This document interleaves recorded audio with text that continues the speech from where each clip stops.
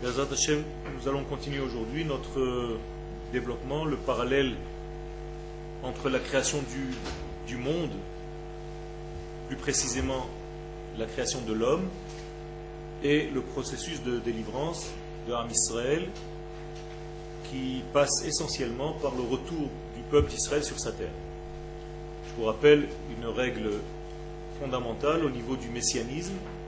Le messianisme n'est pas religieux, le messianisme est politique. C'est-à-dire que malheureusement les gens pensent que le messianisme est un degré religieux, alors que Melech HaMashiach est d'abord un roi. Un roi signifie des lois politiques, une monnaie, une armée, une économie, une sécurité et tout ce qui tourne autour de cela. Ça veut dire que le processus messianique est avant tout un retour des enfants d'Israël sur leur terre, comme le dit le Rambam. Et la différence entre l'époque avant le Mashiach et l'époque messianique se place sur une seule chose, sur un seul point, She'abud Malchuyot Bilvad. C'est-à-dire, est-ce que nous sommes soumis, assujettis aux nations ou indépendants? Donc, l'indépendance, pour le Rambam, c'est en fait la Géoula, le début de l'indépendance. Lorsque le peuple d'Israël est autonome, qu'il est souverain sur sa terre, c'est comme ça que le Rambam définit la Géoula. Et donc il va apporter un seul verset pour corroborer, pour renforcer ses dires, et son verset est le verset qui dit que si tu es éparpillé, je te ramènerai sur ta terre. Donc le rassemblement des exilés pour le Rambam signifie la Géoula. Le début de la Géoula en tout cas, et donc nous attendons aujourd'hui la finition. Nous attendons l'étape ultime de cette Géoula, mais qui a déjà commencé. Nous sommes bien à l'intérieur de cette Géoula, en plein milieu du processus. Nous avons dit donc qu'on ne peut pas accélérer le processus du dévoilement de ce papillon, puisque toute accélération en réalité défie la notion de temps. Et donc c'est comme si on rejetait en fait le dévoilement messianique naturellement, et c'est comme si on voulait, on désirait rester dans un processus messianique qui est hors nature. Tout simplement parce que hors nature égale hors temps. Donc celui qui veut raccourcir en fait, simplifier, sauter par-dessus les étapes qui sont nécessaires pour élaborer le messianisme, c'est comme s'il disait à Kadosh Baruch Hu en d'autres termes, ça ne m'intéresse pas en fait tout le processus, moi je veux le résultat final. Donc je veux tout de suite le Mashiach, ne me fais pas passer par tout le processus qui me permet d'être associé à sa venue. C'est d'ailleurs ce que Korach a fait dans la paracha de la semaine dernière. La paracha de Korach, c'est en fait un raccourci. Korach veut faire un court-circuit, arriver immédiatement à la fin des temps, sans passer par l'étape préparatoire, sans passer par la participation du peuple d'Israël. Donc compter en fait sur le miracle d'Akadosh Baruch Hu, compter sur un processus qui vient toujours du haut vers le bas, et donc sans placer des hommes ici un petit peu plus élevés que d'autres, puisque Kol Haeda, Kulam Kedoshim, toute l'assemblée d'Israël est déjà dans la sainteté, comme ce sera à la fin des temps. Donc Korach en fait saute jusqu'à la fin des temps pour éviter en fait le passage qui est difficile, effectivement, car il demande une participation humaine, une association humaine au processus lui-même. Donc il compte en fait sur le miracle et ne voit pas la nécessité de la nature. Dans notre exemple, les scientifiques ont essayé d'accélérer l'apparition du papillon, ont eu des résultats néfastes, puisque ce sont des papillons démesurés qui sont apparus et malades en fait. Le processus ne doit pas sauter par-dessus le temps, car le temps c'est en fait la miséricorde divine qui nous laisse le temps d'agir. Pourquoi le temps c'est de la miséricorde? Parce que tout simplement le temps s'appelle Rachamim en hébreu. Rachamim qui est le pluriel de Rechem, et Rechem qui est en fait la matrice. Donc la matrice de la maman qui s'appelle Rechem Ha'em, c'est en fait donner le temps au fœtus de se former dans son passage entre le Olam Haba et le Olam Hazé. Entre le degré spirituel dans lequel se trouve le bébé dans le ventre de sa mère et entre le degré matériel dans lequel il sera lorsqu'il sortira dans ce monde. Apparemment, il est plus facile d'être dans ce degré spirituel du ventre, mais les Chachamim nous disent que ce temps-là n'est pas compté, puisque le temps commence à être compté à partir du moment où le bébé naît. Donc, moralité, c'est seulement lorsque le bébé arrive dans le monde de la matière qu'il commence à devenir participe. Il participe lui-même, il est associé lui-même à son façonnage, à son élaboration, au fait qu'il soit grand. Donc, nous préférons un bébé qui naît, qui est dans la matière, plutôt qu'un bébé qui est nourri par un cordon ombilical. Et c'est pour ça que la nation d'Israël, lorsqu'elle arrive sur la terre d'Israël, même dans le désert, lorsqu'elle est proche de rentrer en Eretz Israël, eh bien, les hommes de la nouvelle génération commencent à avoir des envies qui sont très très basses. Des envies de viande, des envies de chair, et ça peut être vécu ou vu comme quelque chose de très négatif. Or, les sages de la Kabbalah nous disent, au contraire, ça prouve que ce peuple est mature, donc il veut voir dans la matière les plus grands degrés de l'esprit. Ils n'ont plus peur de la matière. Alors que l'époque désertique, la nation tout entière est dans un degré tellement spirituel que cette nation a peur de la matière, voire faute des explorateurs. C'est la peur de rentrer dans la matière, la peur de descendre dans un monde matériel et donc rester dans un monde spirituel où l'étude de la Torah me suffit et je suis dans une yeshiva extraordinaire avec le plus grand des rabbanim, Moshe Rabbeinu. Donc, quoi de mieux? Eh bien, les sages nous disent que ce n'est pas le désir d'Akadosh Baruch Hu, si ce n'est exactement le contraire. Penu us'u lachem. Voyagez, quittez ce degré du mont Sinaï, parce que je prévois pour vous quelque chose de plus bas, apparemment, mais en réalité où vous pouvez vous monter. Autrement dit, lorsque Moshe disparaît, il permet au peuple d'Israël de grandir. C'est un paradoxe. Et Hineni Olech Lamut, quand Moshe Rabbeinu va mourir, il est écrit Vekam Ha'am Hazeh. Le peuple va se lever. Mais la suite c'est Vezana. Il va fauter, il va faire du znout.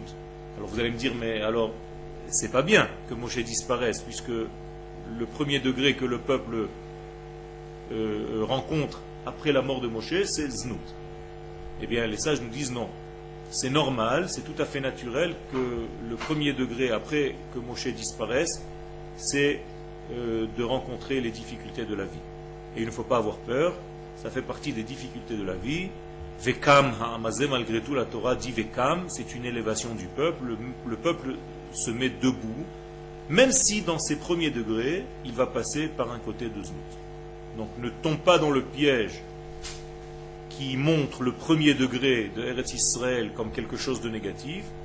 Apparemment, c'est un processus normal. Le peuple va un petit peu laisser dans ses premières étapes tout ce qui est Kodesh, parce que le grand papa surveillant, Moshe Rabbeinu, n'est plus là.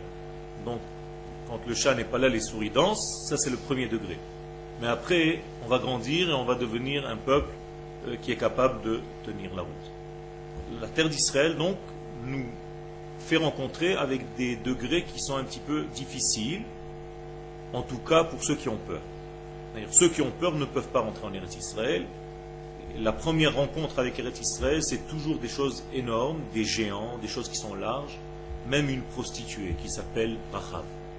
C'est-à-dire que lorsqu'on rentre en Eretz Israël, la première étape est une étape très matérielle qui peut faire peur à ceux qui n'ont pas l'habitude de voir le judaïsme comme un monde qui unit la matière à l'esprit, mais au contraire qui sépare l'esprit de la matière. Ken.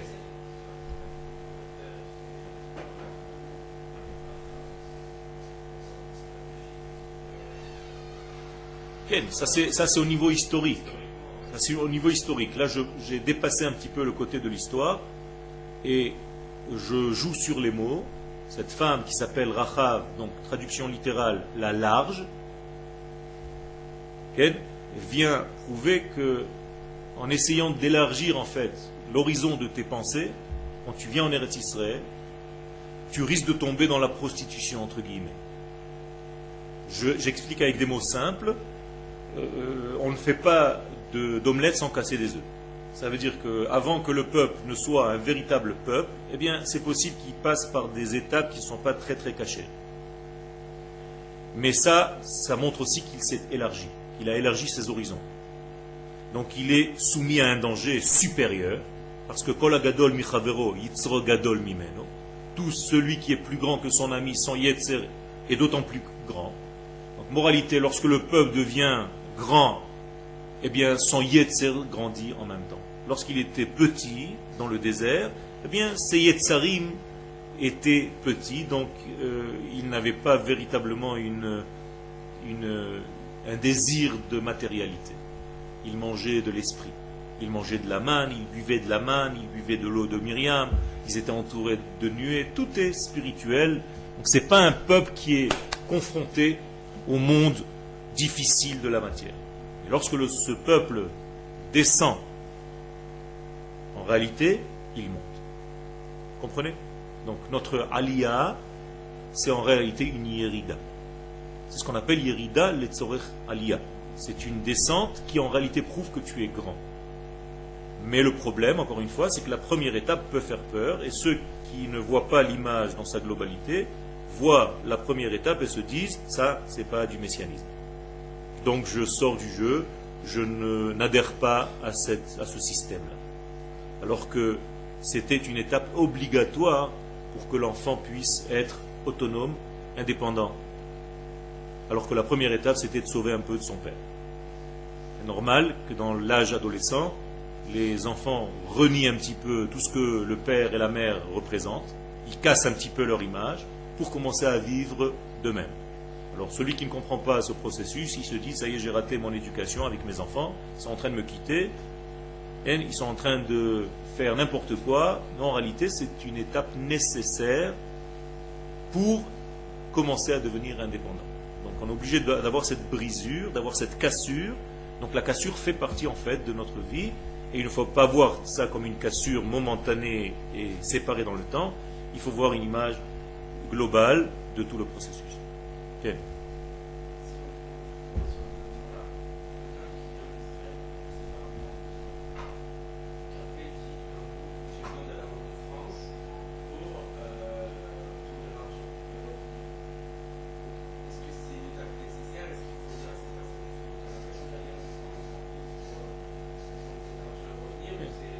Tu poses une question qui est trop personnelle et trop individuelle. Non, je ne parle pas de toi personnel, mais c'est trop individuel et on ne peut pas la traiter sans connaître à qui on a affaire. C'est-à-dire, si c'est une personne, je vais dire oui, si c'est une autre personne, je vais dire non. Pour la même halakha, ça dépend à qui j'ai affaire. Donc, c'est une question qui est trop dans le large. Tu comprends? Ça dépend de la personne. Si c'est une personne dans telle situation, encore une fois, la halakha n'est pas un livre. La halakha, c'est la vie. Deux personnes qui viennent pour la même question ilkhatique vont recevoir deux réponses différentes complètement. Deux personnes qui viennent chez un rav pour lui demander est-ce qu'ils peuvent manger du porc, le rav va répondre à l'un oui et à l'autre non. Parce que l'un est malade. Vous comprenez? Donc, il faut savoir où se trouve cette personne-là. Donc, tu ne peux pas répondre à une question telle que celle-ci. Okay. Okay. Le peuple. Le peuple. Quand le maître n'est pas là, en réalité, il laisse la place au peuple d'agir. C'est pour ça qu'il y a marqué dans le verset Hineni met vekam ha'am hazeh. C'est le ham qui va se lever. Ça veut dire que dans des périodes de l'histoire où nous n'avons pas de dirigeants, même des dirigeants spirituels, même des rois, eh bien, le peuple devient le roi. Le peuple devient le prophète. Le peuple devient le maître. D'accord? Donc c'est une étape nécessaire, c'est très important. Donc toutes les décisions du peuple d'Israël, de la nation d'Israël, ont un degré de névoie, de prophétie. C'est-à-dire si par exemple, je vous donne des choses simples, si on appelle une guerre par son nom, aujourd'hui, eh bien c'est comme une prophétie. C'est comme si c'était Akadosh Baruch Hu qui a dit par la bouche du prophète d'appeler cette guerre Chomat Magen. Oferet Yetsuka.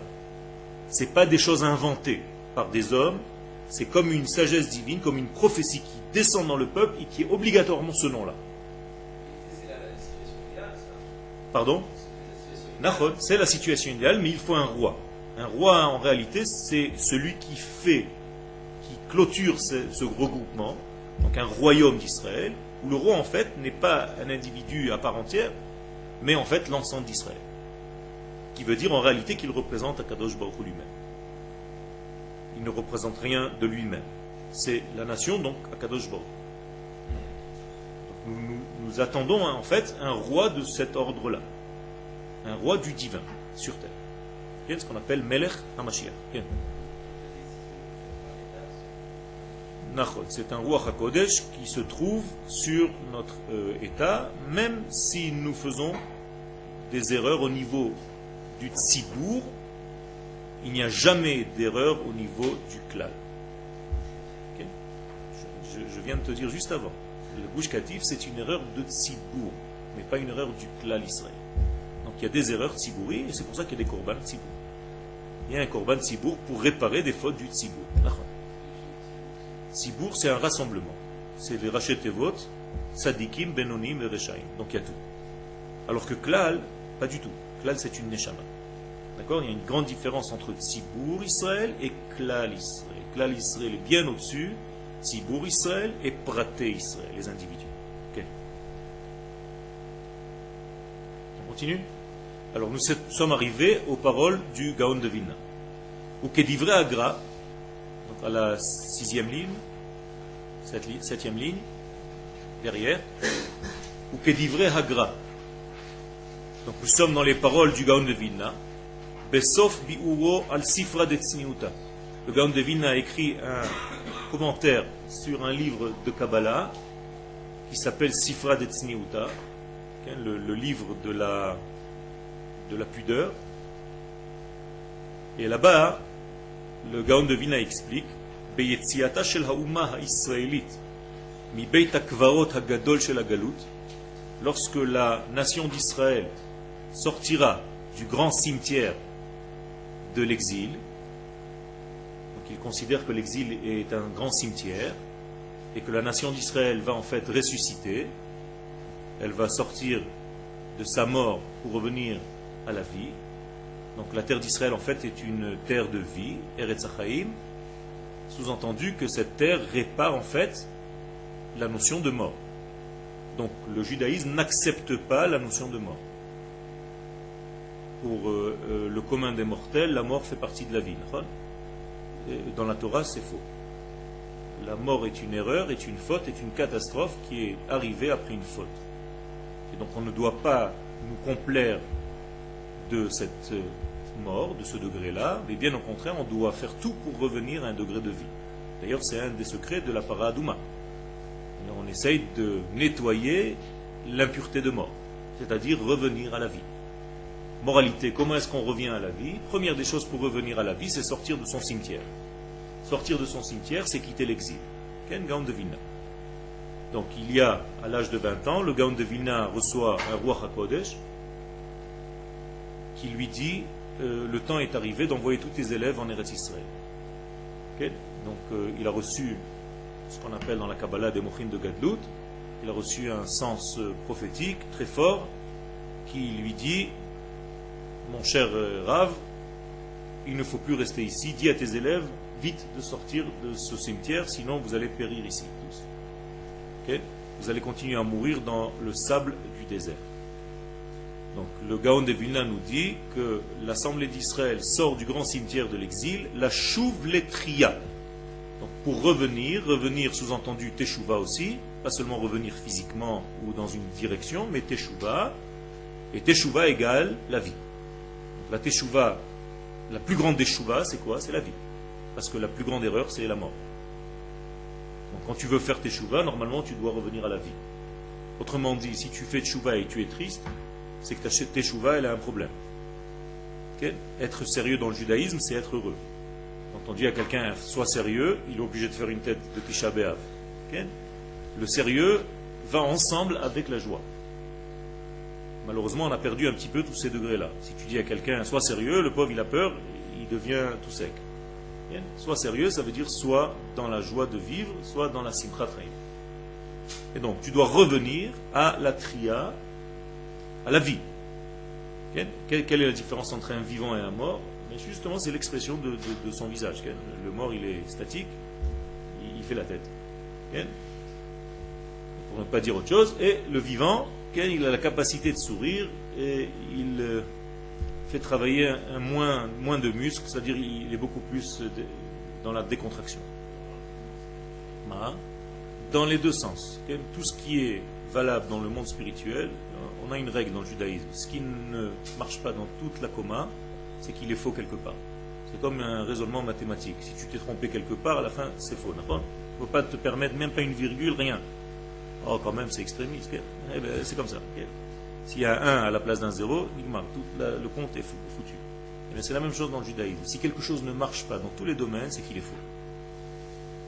Donc, En Mikra Yotse Mideh Pshuto, le texte simple de l'histoire, lui aussi, il est valable tel qu'il est. Mais, tu dois comprendre de ce texte tout ce qui correspond à ce texte. Non seulement ça, mais il doit toucher toutes les forces, le temps, l'espace et l'homme. C'est-à-dire quelque chose qui est vrai au niveau du temps doit être vrai au niveau de l'espace et doit être vrai au niveau du temps. Exemple, Shabbat. Shabbat, c'est pas seulement un temps. Malheureusement, tout le monde pense que Shabbat, c'est du temps. Okay? Shabbat, c'est le jour du Shabbat. Eh bien non. Shabbat, ça peut être un homme et ça peut être aussi un endroit. Ah, Chidouche. Eh bien, si tu n'as pas le respect du Shabbat au niveau du temps, de l'homme et de l'espace, eh bien, tu ne fais pas Shabbat dans l'un des trois domaines. C'est-à-dire, tu peux, comment on dit, Khalel, transgresser, profaner. Tu peux profaner le Shabbat au niveau terrestre. Tu ne viens pas en Eretz Israël. Donc tu profanes le Shabbat. Tu fais le Shabbat au niveau du temps, mais tu as raté le Shabbat au niveau de la terre. Et si tu n'es pas lié à un tzaddik, le tzaddik s'appelle Shabbat, eh bien c'est la même chose, il y a une profanation au niveau de l'être. Rabbi Shimon dans la Gemara s'appelle Shabbat. Quand les sages, ses élèves, voyaient Rabbi Shimon Bar Yochai, ils disaient Shabbat Shalom. Okay? Il y a Shabbat qui arrive. Donc tout le monde se levait. On se lève devant le Shabbat et on lui dit Boïkala, Boïkala. Donc c'est comme ça qu'on recevait Rabbi Shimon Bar Yochai, que les élèves le recevaient. Donc moralité, vous voyez que le Shabbat n'est pas seulement un temps, c'est aussi une terre, c'est aussi un lieu, c'est aussi un homme, et c'est beaucoup plus grand. Et si ça ne marche pas dans tous ces domaines, je reviens et je conclus, et ça veut dire que quelque chose ne marche pas. Donc le Sefer Yetzira écrit dans le Perek He que toute chose dans ce monde doit embrasser ces trois domaines, Olam, Shana, Venefesh, c'est-à-dire un temps, un lieu et un temps et un être. Et donc tout doit marcher dans tous les domaines. Donc ça répond à ta question, c'est aussi physiquement et aussi moralement. Donc la chouve letria, on doit revenir à la vie, Be'eretz Chayeha, dans le pays de sa vie. De la vie de qui? De la nation d'Israël. Puisqu'on parle de la Ouma. La Ouma, c'est le sujet. Donc la Ouma, la nation, doit revenir à la vie dans l'endroit de sa vie, dans la terre de sa vie. Et ça paraît facile et simple. Okay? C'est-à-dire, où est-ce que tu peux vivre? À l'endroit qui correspond à ta vie. Apparemment, ce n'est pas très difficile à comprendre. Et pourtant, regardez la souffrance pour venir ici. Okay? Eh bien, le Gaon de Vilna, il y a le Hasimon qui lui tombe. C'est-à-dire, il prend conscience à l'âge de 20 ans et il dit à ses élèves, on ne correspond pas à l'endroit auquel nous sommes, dans lequel nous sommes. Mais Matzavbo, donc la situation est, Yesh Adain Sibuchim Rabim, même si au moment où tu fais ce que tu es en train de faire, ce passage-là, ce retour à la vie, tu vas avoir plein de complications. C'est-à-dire le mort qui va revivre, il ne va pas être très net au débat. Il va être un petit peu sonné, il va se lever avec des pansements, des boutons, et peut-être pas très beau à voir. Eh bien, la nation d'Israël, lorsqu'elle se réveillera de sa mort, de 2000 ans d'exil, elle aura du mal à se guérir, à guérir de sa maladie. Mumim vecholaim, donc il va rester en elle, en tout cas dans ces premières étapes de sa résurrection, des mumim. Qu'est-ce que c'est mumim? Des défauts, des plaies, ce que vous voulez. Vecholaim et des maladies. Choli, ça vient du mot choul ou chol, c'est la même chose. Le profane, ou tout ce qui est en dehors d'Eretz Israël, qui en fait équivaut à une grande maladie, puisque la résurrection est une guérison. Donc, mumim vecholaim, nafshim veruchaniim, atzrichim leherape, et ces maladies ne vont pas être seulement des maladies mentales, mais des maladies physiques et des maladies mentales et des maladies au niveau de l'être et de l'âme, on va dire. Okay? Ça veut dire qu'il va falloir travailler sérieusement pour aller chez des psychiatres au niveau de la nation et chez des psychologues et en même temps chez un médecin familial. Ça veut dire que nous allons avoir des médicaments qui vont soigner et notre corps et notre esprit à la fois. Nous sommes malades de tous ces mots, M-A-U-X. Et donc nous devons guérir de tous ces mots. Okay? Donc vous voyez que le Gaon de Vilna ne dit pas que c'est tout rose. Et donc ceux qui ne comprennent pas en fait le film au départ et qui se sauvent, qui se disent ça c'est pas la Géoula, en réalité qu'est-ce qui se passe? Ils ont quitté la salle au moment où ça sentait un peu mauvais. Dommage. Il fallait attendre un peu et ça respire. Et après tu commences à revenir à la vie. C'est-à-dire faites attention de ne pas juger votre vie par rapport à un instant qui est un petit peu délicat ou qui vous fait mal. Il y a des gens qui sont dans un instant de la vie un petit peu déprimé, ça y est, toute la vie ne vaut rien. Ça ne marche pas comme ça. Il faut laisser passer la vague et Be'ezrat Hashem te renforcer et grandir. Ma Nachon. Nachon. Tout à fait. Tout à fait. Donc il faut réfléchir là-dessus et avancer. Il ne s'agit pas que la réflexion te paralyse et te tue. Il y a des gens dont le mal finit par les tuer, et il y a des gens dont le mal finit par leur donner un moteur pour grandir. Alors, de quel genre de mal tu parles? Okay? Si, Chaz v'Shalom, après cette dépression-là, eh bien, la personne va se suicider, alors son mal n'aura servi à rien, Chaz v'Shalom. Il aura abouti à quelque chose d'encore pire. Mais l'angoisse peut être créatrice. Et c'est cette angoisse que la Torah nous prévoit. Une angoisse créatrice.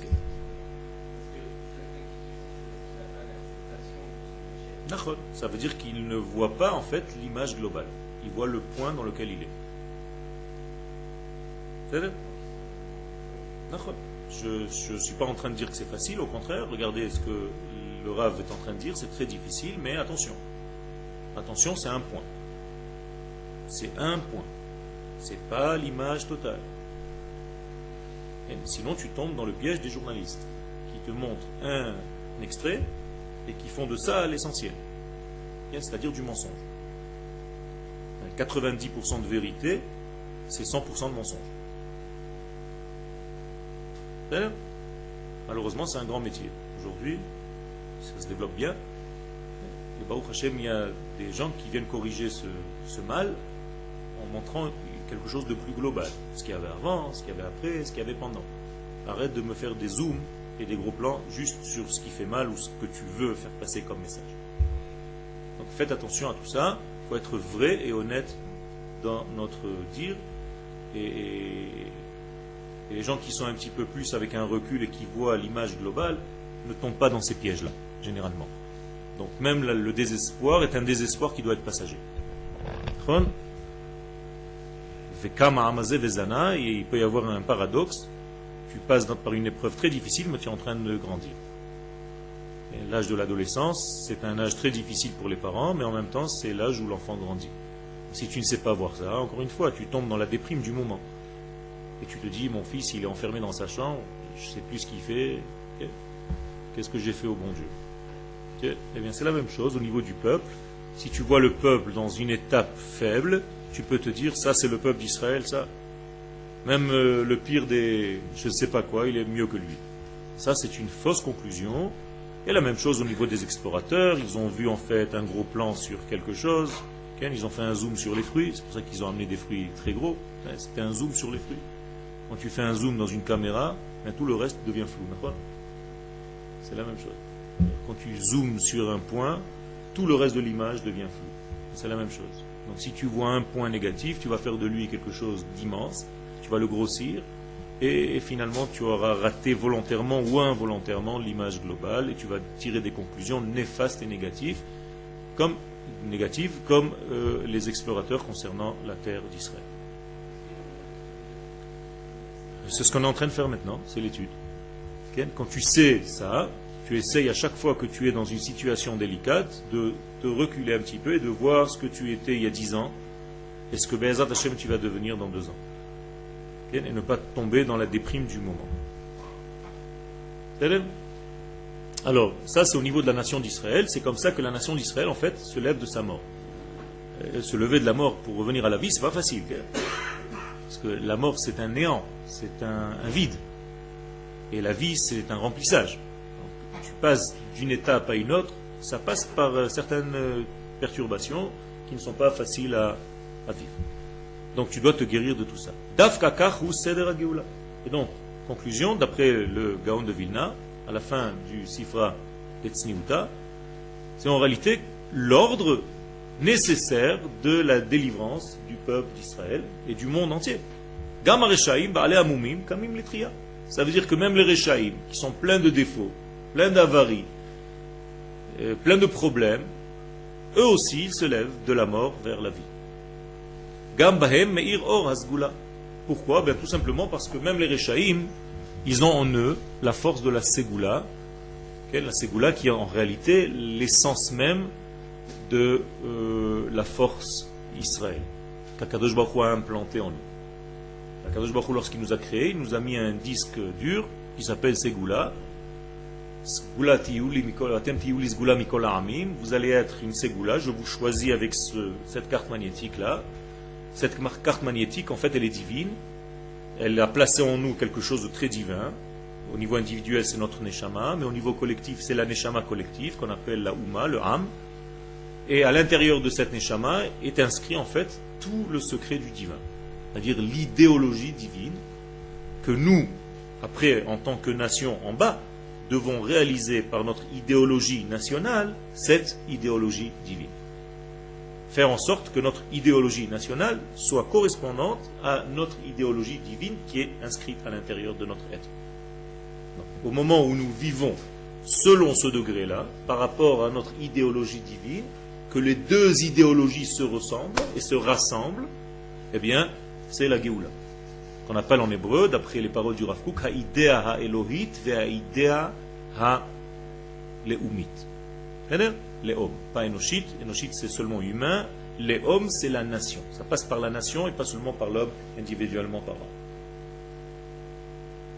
Clair? Ok. Adorazé. Donc cette génération, je continue. Hu Dora Geoula. Nous sommes dans cette génération messianique. Dans cette génération de délivrance. Am Israël Hazeh Shenimtsa Po. Donc ce peuple d'Israël qui apparaît aujourd'hui dans le temps. Donc notre génération. D'ici. Imkol Tachalouav. Avec toutes ces maladies. Avec tous ces défauts. Ou Doro chez le Mashiach. C'est lui la génération du Mashiach. Qu'est-ce que vous voulez qu'on fasse? Kadosh Baruch Hu a choisi comme ça. Vous allez dire à Kadosh Baruch Hu, tu t'es trompé? Mais c'est exactement ce que disent les gens qui refusent de voir le messianisme dans ce processus. Ils disent à Kadosh Baruch Hu, excuse-nous, mais nous on a étudié à la Yeshiva que tu es en train de te planter. C'est pas comme ça qu'on fait la Géoula à Kadosh Baruch Hu, tu es bien gentil, nous on va t'apprendre. C'est exactement ça. Si tu n'acceptes pas qu'Akadosh Baruch Hu utilise ses moyens, comme il le veut, comme il pense, comme il le sait, pour faire sa Géoula, ça veut dire que tu es bien orgueilleux, tu sais mieux que lui. Et donc tu dis, cette génération n'est pas méritante, c'est pas le moment, tu commences à trouver des combines. Alors ce processus, il passe par cette nation, comme elle est, avec ses défauts. Quand vous allez vous marier avec une femme qui a des défauts. Et c'est votre femme, mais elle a des qualités aussi. Tu ne peux pas avoir tout dans des qualités, il y a des défauts. Je fais avec, ça fait partie de la vie. Quelqu'un qui est sans défaut, il n'est pas humain. Baruch Hashem, nous avons des défauts, c'est pour ça que nous sommes là. Okay? On n'est pas des robots, On n'a pas été fait en plastique avec des systèmes d'ordinateur. Nous avons quelques tâches. Les tâches, c'est joli. Ça fait partie de notre vie. Il faut aimer même ces tâches. Ok? Donc cette génération-là va aller en se développant. Il faut lui faire confiance. Comment est-ce que tu peux faire confiance à ta génération? Tout simplement parce que tu l'aimes. Si tu ne fais pas confiance à ta génération, c'est que tu ne l'aimes pas. Et de la même manière que je fais confiance à mon fils, parce que je l'aime, et je lui fais confiance. Et je sais qu'il a en lui les capacités d'être quelqu'un de bien. C'est tout. Si tu lui aimais toute la journée, tu es un mauvais, tu es vilain, il n'y a rien qui va sortir de toi, chas v'shalom, tu fais de lui un délinquant. Eh bien, c'est la même chose au niveau de la nation d'Israël. Il y a des gens, chas v'shalom, qui parlent du mal de cette nation, et il faut faire très attention, et j'aimerais pas être à leur place. Okay.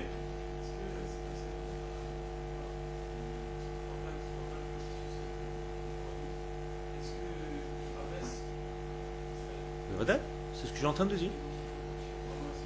Le Vadaï, Nachon qui rabaisse malheureusement et le peuple d'Israël et en réalité l'enfant qu'ils sont en train d'éduquer, entre guillemets.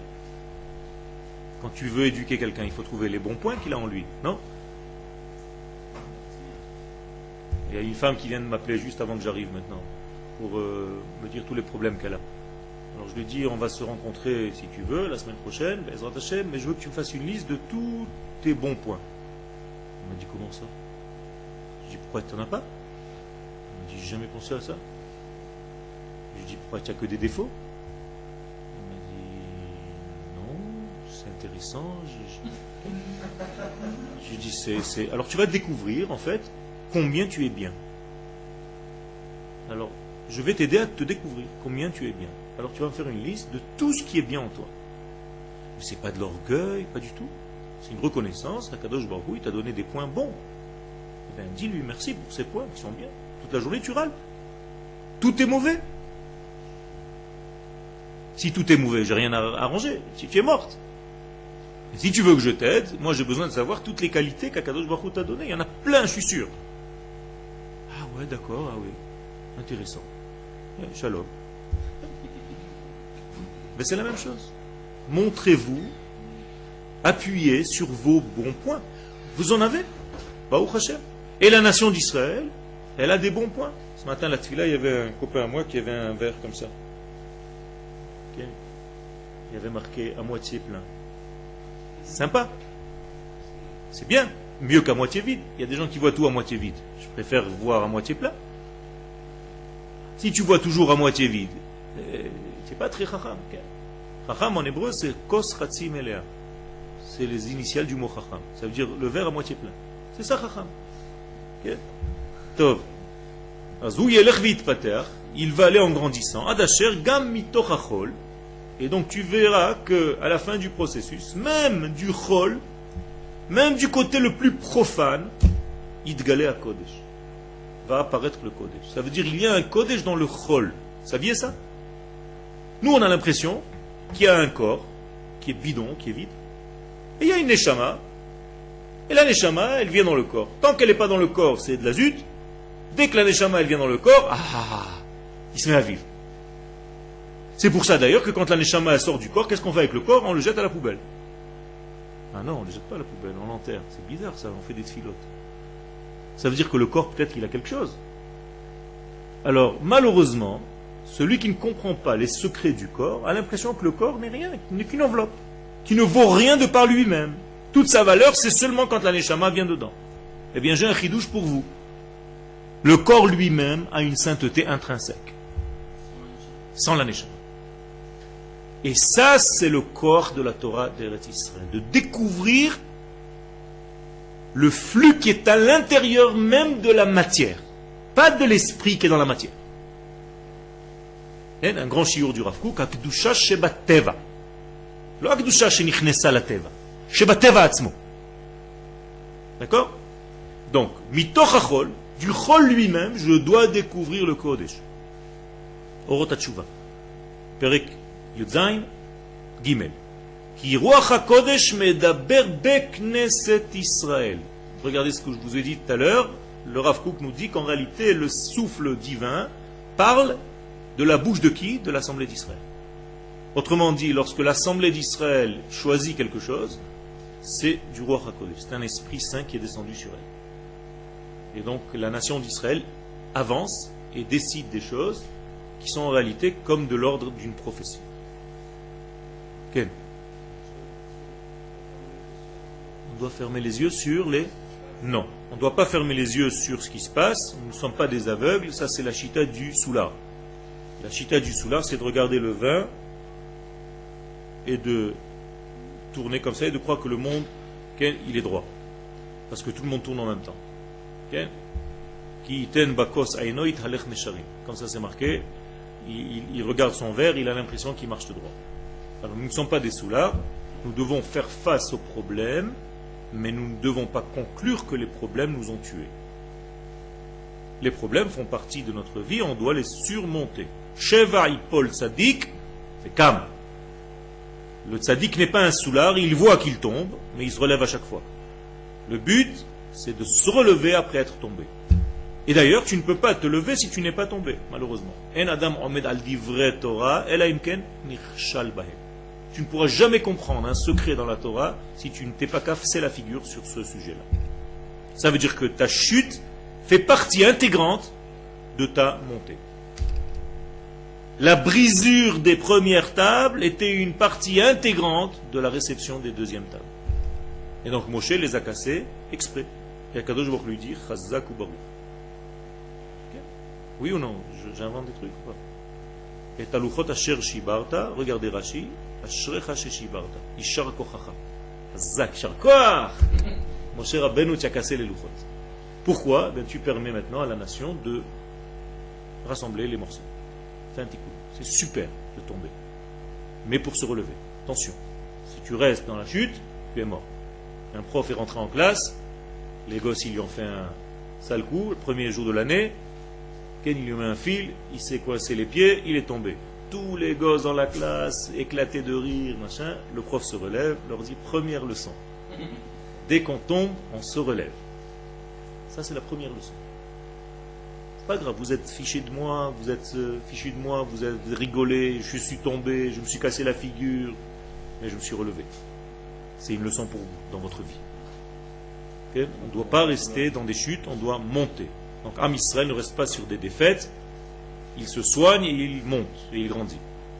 C'est pour ça que les nations du monde deviennent folles, parce que nous sommes comme dans le dessin animé, on a beau nous déchirer en morceaux, on est toujours vivant. Okay? Vous avez vu les dessins animés, okay? Jamais il meurt, le personnage.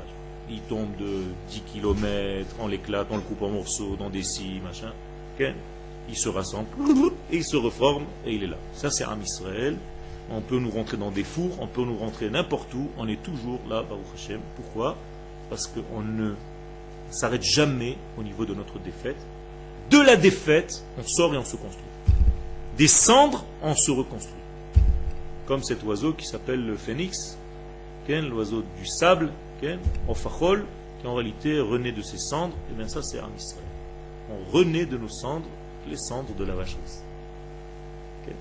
Donc nous avons un paradoxe de vie extraordinaire. C'est pour ça que c'est la paracha de la para Adouma, c'est la paracha du paradoxe. Tov. Be'emshech chayav, je reviens au papillon. Be'emshech chayav, dans la suite de sa vie, over azachal chamesh pe'amim ta'alich shelit nashlut. Cette larve passe 5 processus, 5 périodes de hitnashlut. Qu'est-ce que c'est hitnashlut? Neshel. Qu'est-ce que c'est Neshel en hébreu? Pas Eshel, quel? Neshel. Vous ne savez pas, c'est un verbe, un nom un petit peu compliqué. Quel? Non. Neshel, c'est en fait la peau que le serpent laisse lorsqu'il change de peau. Une mue. D'accord? Donc ça s'appelle Neshel en hébreu. Donc Ta'alich Hitnashlut, ça veut dire que le peuple d'Israël, il laisse sa peau 5 fois dans son histoire. Parce que le papillon laisse sa peau 5 fois. Regardez l'expression. Il a laissé sa peau. C'est pas évident. Laisser sa peau, ça veut dire laisser sa facette extérieure et garder en réalité l'essence. De la même manière que Yosef a laissé ses vêtements chez la femme de Potiphar et qui s'est sauvé. Ken Bigdo. Seulement son béguet est resté. Vayetse, achutza. Ma, il a fait, c'est ça qu'on est en train d'étudier. Ça veut dire que le peuple d'Israël passe, combien d'exils nous avons dans notre histoire? 4. On va les compter ensemble. Premier exil.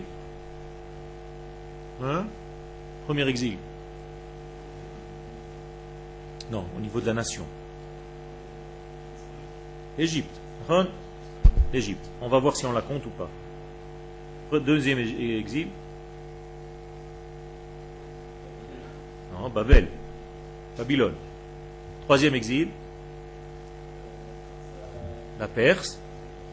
Et la Mède. Paras Vemadai. En réalité, on va la compter comme la Perse, parce que la Mède, c'est la même chose. C'est pas au niveau de la nation. Je parle du niveau de la nation. C'est pas une nation. Non. Yaakov, c'est pas Israël. Israël, c'est Israël.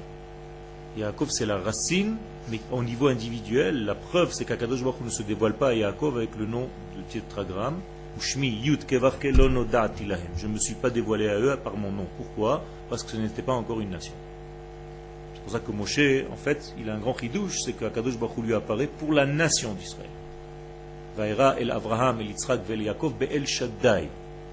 Quand j'ai apparu à Avraham, Yitzhak et Yaakov, c'était avec un autre nom, pas le nom essentiel de la nation. Donc le nom Yud Kevavke ne s'adresse qu'à la nation d'Israël. Ça, c'est encore un chidouche. Regardez-le.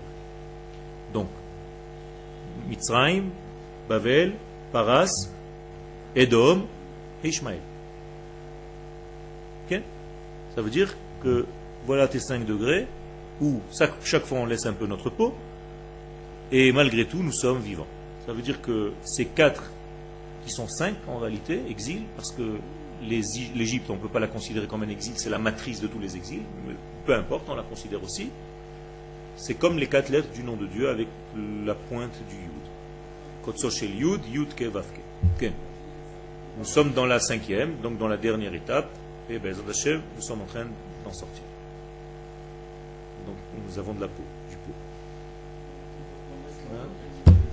On laisse la peau, il y a beaucoup de pertes en vie humaine, il y a des morceaux de la terre d'Israël, il y a des difficultés, nous sommes en train de nous battre. Okay? Nous sommes depuis 62 ans dans un état de crise. Okay. Vous savez qu'à la Knesset, une fois par an, il y a un juge, une atzba. Comment on dit une atzba? Un vote. Un vote pour savoir si Israël est encore en état de crise ou pas. Okay. C'était hier soir, j'étais à la Knesset. Il y avait un vote pour savoir si on était encore en crise. Donc chaque année, ça revient, il faut voter. Si on est en crise ou pas. Ça sert à quoi? Ça sert à gérer l'État dans une situation normale, calme, comme en Hollande, ou comme ici, en période de crise. Ça veut dire que ça fait 62 ans que c'est toujours le même vote. Ça veut dire qu'il y a une majorité qui vote, nous sommes en crise. C'est évident, hein? Ça veut dire qu'on gère le pays comme si on était tout le temps en guerre. On est en crise, on est en état de guerre tout le temps. Israël est en guerre depuis sa création. Voilà. C'est ça que ça veut dire. Et hier soir, ça a été revoté. Pour encore 1 an. C'est bien, on n'a pas le choix, c'est la réalité. C'est même plus une question si c'est bien ou pas, c'est comme ça. Nous avons 700 millions d'ennemis autour de nous qui veulent nous manger. C'est Batel Beshishim.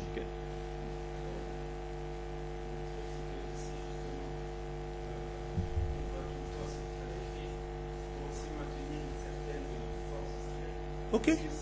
Toi, tu dis qu'en réalité, on est vivant que par rapport à notre contre. C'est-à-dire que tu sens que tu es vivant que lorsque tu tapes. Tu es en contradiction. Il y a des gens qui vivent comme ça, je suis d'accord avec toi.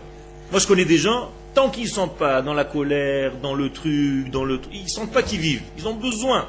Dès que c'est trop calme, ils créent une dispute. Ah, maintenant je sens que je suis vivant. Il y a des gens comme ça. Des femmes, des hommes. Je reçois des gens, il y a des gens, je leur dis, toi tu vis que par le contre. Tu as besoin de sentir un frottement. Là tu sens que tu vis. tant que tu n'as pas un frottement avec quelqu'un, tant que ça coule doux, tranquille, tu ne sens pas que tu vis, donc tu t'ennuies. Donc tu vas aller chez quelqu'un, tu vas le chauffer un peu, tu vas regarder, alors tu me dis pourquoi tu me regardes? Qu'est-ce que je t'ai fait? En Israël, il n'y a pas ça, mais en France, quand tu sortais dans la rue, des mecs, tu les regardes, tu dis qu'est-ce qu'il y a, pourquoi tu me regardes? En Israël, tu regardes, il dit Shalom, Baruch Hashem, tu me regardes. Tov, je vois que le temps est déjà passé. Alors, la Itnashlut, Hu mitpotsetz pam achar pam. Il s'éclate, il explose, littéralement. C'est pas une invention, je suis pas en train d'exagérer dans les mots. Cette larve, si vous la filmez, au ralenti, elle explose. Pourquoi? Merov achila.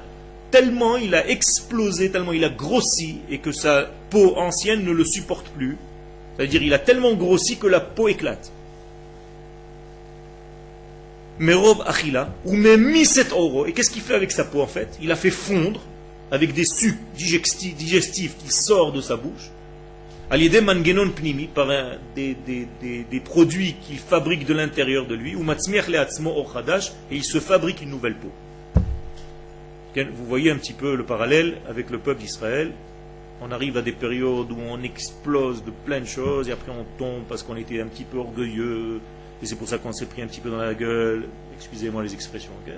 Et après on se refabrique et on comprend, à chaque fois on fait une commission d'enquête pour savoir comment il ne faut plus retomber dans ce truc. Chaque chose chez nous c'est une étude approfondie, il y a des écoles pour tout. Okay? Ailleurs tu passes, c'est fini. Il y a eu un truc, tu passes. Non, chez nous ça dure 2-3 ans chaque petit truc. Et on a des cahiers entiers pour chaque machin. C'est bien. Très très bien. C'est le seul peuple au monde qui est tellement moral qui fait ce travail sur lui-même. Tikkun Amidot. Tout le temps on est en train de se réparer. C'est-à-dire jamais on va dormir sans Cheshbon Nefesh. C'est extraordinaire. Aucun peuple ne le fait. On met tout sous le tapis et on continue. Et Baruch Hashem, les autres sont bien contents parce qu'ils ont trouvé un métier, ils nous aident. Chaque fois qu'on fait un petit pas, ah, tu as tourné à droite, commission d'enquête, pas de problème. Tu tournes à gauche, la même chose.